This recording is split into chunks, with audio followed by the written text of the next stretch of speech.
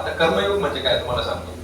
कर्मयोग म्हणजे आपण फक्त कर्म करायचे आणि कुठल्याच फळाची अपेक्षा करायची नाही. जसं भगवद्गीतेत कृष्ण म्हणतात ना की मा फलेषु कदाचन, म्हणजे तुम्ही फळाची अपेक्षा करू नका, तुम्ही फक्त कर्म करत राहा. त्याला म्हणतात निस्वार्थ कर्म, निष्काम कर्म.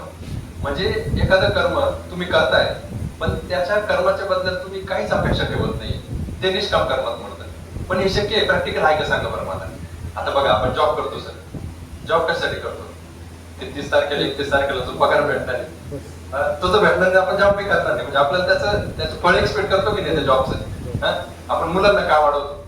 मुलांकडून चांगल्या अपेक्षा असते, आपल्याला शिकलं पाहिजे, हुशार व्हायला पाहिजे. मग त्या मुलांना आपण प्रॉपर त्यांना शिक्षण देतो.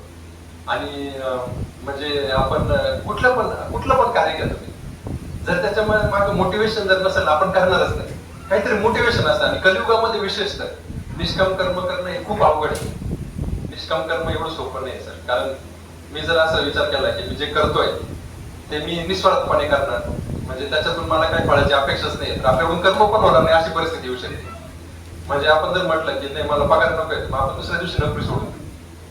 आणि अशा प्रकारे ते निष्काम कर्म बघा, कुठलं पण आपण जरी कुठं म्हणजे फंक्शनला गेलं, लग्नाला याला त्याला, आपली काय अपेक्षा असतील, लोकांनी बघावं की मी आलोय, बघा मी किती नटले थटले वगैरे असं, बघा मी किती म्हणजे मोठ्या गाडीतून आलो. ती अपेक्षा लोक करतात की लग्नाला जायचं म्हणजे फक्त ते वधू वराला आपण शुभाशीर्वाद देण्याच्या मागे बाकीचे पण भरपूर कारण असतात, म्हणजे अपेक्षा असतात. जिथं जिथं अपेक्षा असतात तिथं तिथं निष्काम कर्म होऊ शकत नाही.